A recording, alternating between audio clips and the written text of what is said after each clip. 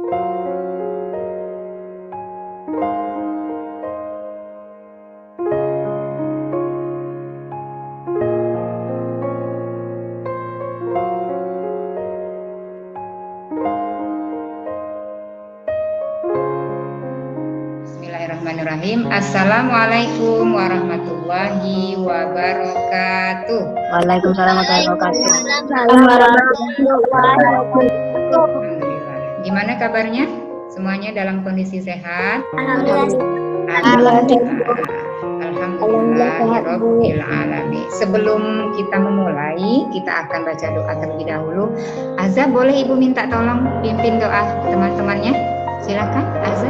Bismillahirrahmanirrahim. Rabbi zidni ilma warzuqni fahma bi rahmatika ya arhamar rahim. Baik anak-anak, pagi ini kita akan melanjutkan pelajaran ya. Namun sebelumnya Ibu selalu ingin mengingatkan bahwa meskipun kita tidak di satu ruangan ya, tapi yang namanya majelis ilmu tentunya kita selalu menjaga adab ya. Jadi Ibu hanya mengingatkan bahwa salah satu keberkahan dalam menuntut ilmu itu adalah dengan menjaga adab ya. Sekarang kita sudah masuk waktunya belajar, jadi Ibu harapkan tidak ada yang sambil makan dan minum ya. Baik, anak-anak, tadi Ibu sudah mengirimkan form untuk presensi. Silakan sambil diisi ya, diklik. Sudah ada juga yang mengisi tadi.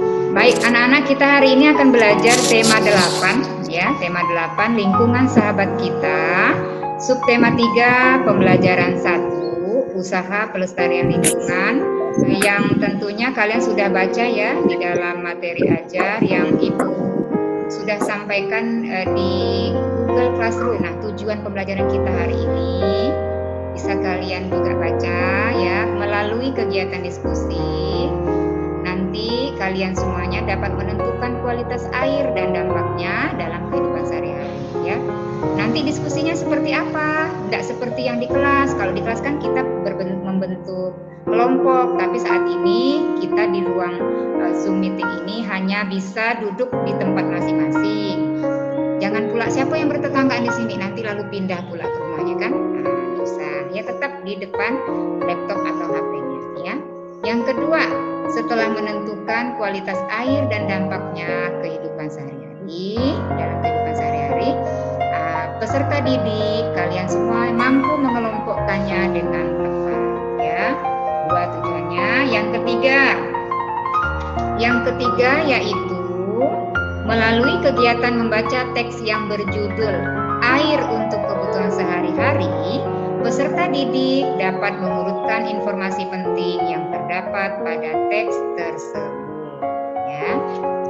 Kemudian yang berikutnya adalah setelah mengurutkan informasi penting yang terdapat pada teks berjudul Air untuk Kebutuhan Sehari-hari, peserta didik dapat menyusunnya dalam peta pikiran yang tepat. Jadi ada 4 tujuan pembelajaran kita pada hari ini ya. Sesungguhnya Allah menyampaikan dalam firman-Nya yaitu dalam Quran surah An-Nahl ya. Mungkin kalian baru tahu ya bahwa Allah dialah yang telah menurunkan air hujan dari langit untuk kamu ya. Sebagiannya menjadi minuman ya, dan sebagiannya menyuburkan tumbuhan. Padanya kamu menggembalakan ternakmu ya. Ya, baik, kita lanjutkan. Nah, sekarang anak-anak coba lihat dulu nih. Kalian lihat gambarnya. Menurut kalian, gambar apa yang sedang kalian lihat ini? Menanam tanaman. Menanam tanaman. Ya, bagus. Menanam tanaman. Menyiram tanaman. Ya. Nah, kemudian di mana kegiatan itu biasa dilakukan? Di halaman rumah. Iya, di halaman rumah ada, bisa. Apalagi? Lingkungan. Di mana? Di lingkungan. Di halaman rumah, di lingkungan, ya.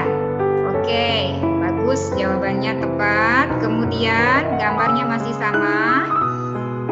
Kira-kira menurut kalian apa tujuan dari kegiatan ini, menanam tanaman kira-kira apa tujuannya?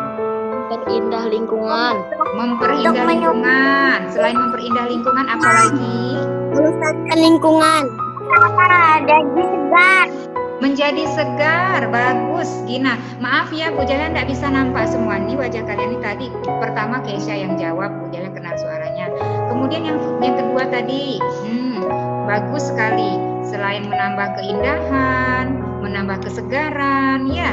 Nah kemudian manfaatnya lain selain itu apa? Kira-kira dengan tanaman itu yang kita tanam itu, misalkan di lingkungan sekolah kita ada tanaman jambu, mangga, kemudian pohon pucuk merah. Nah, kira-kira manfaatnya untuk apa tuh?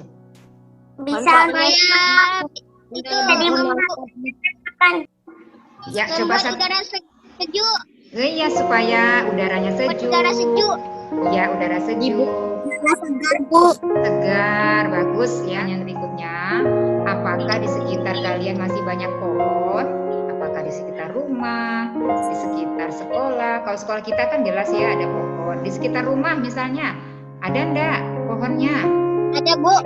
Munzir, ada. Ada nanam pohon ya, Munzir?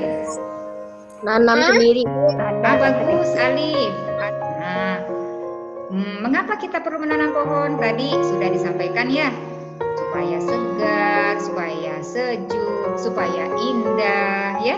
Nah, sekarang nih yang tadi Ibu sampaikan, kita akan berdiskusi, tapi tetap di tempatnya masing-masing, tidak perlu pergi ke rumah temannya sebelah. Diskusinya tetap di Zoom meeting ini, ya. Coba gambar apa nih? Kelihatan nggak ya? Minum air. Orang yang Minum sedang air. minum air. Sedang minum air. Nah, kita kan setiap hari minum air ya.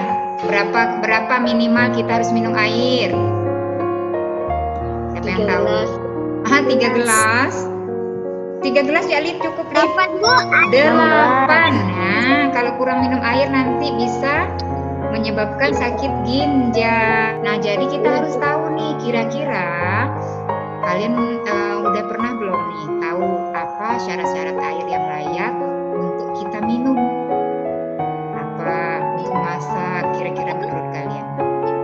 Air bersih. Air yang bersih, ya. Air Tidak yang berwarna, bersih. Bu, tidak berwarna. Air yang tidak berwarna. Nah, bagus, mantap. Zat bahaya. Ah, bagus, Gina. Penyakit. Tidak mengandung penyakit atau kuman. Ya, mantap sekali jawaban kalian ya. Baik, kita lanjut lagi ya. Nah, sekarang ini gambar siapa ini? Sedang mencuci baju. Orang yang sedang mencuci baju. Orang sedang mencuci baju. Ya, nah kalau untuk tadi kan untuk mencuci, untuk minum dan masak, sekarang kualitas air yang bagaimana yang dapat kita gunakan untuk mencuci, kan beda tuh. Tadi kata Munzir tidak berwarna, kemudian Gina jawabnya tadi tidak mengandung zat kimia, kemudian Sirin jawabnya tidak mengandung kuman. Nah sekarang kalau untuk mencuci pakaian, menurut kalian gimana? Tidak perlu tidak berbau, Bu. Nah, ini gambar orang yang sedang menyiram tanaman atau bunga. Nah, kita juga perlu air kan? Nah, kira-kira air yang untuk menyiram tanaman ini yang bagaimana? Mengandung, Bu. Air apa? Kayak air beras. Bagus sekali. Tadi kalau air beras itu bagus sekali untuk menyiram tanaman, ya. Air yang tidak boleh kita gunakan untuk menyiram tanaman, pernah tidak kalian tahu? Air asin itu tidak baik untuk menyiram tanaman, ya, karena dia nanti akan mati tanamannya karena kadar garamnya terlalu tinggi. Nah, jadi kalau misalkan kalian menyiram tanaman tidak boleh air yang asin, ya. Nah, jadi seperti itu. Jadi kita baca sekarang saja. Ibu minta satu orang membacakan. Ibu Jari minta tolong Aura buka speakernya, Aura. Ya, silakan dibaca, Aura. Yang lainnya menyimak juga ya. Air untuk kebutuhan sehari-hari. Bagaimana rasa air laut? Laut rasa asin. Jika kamu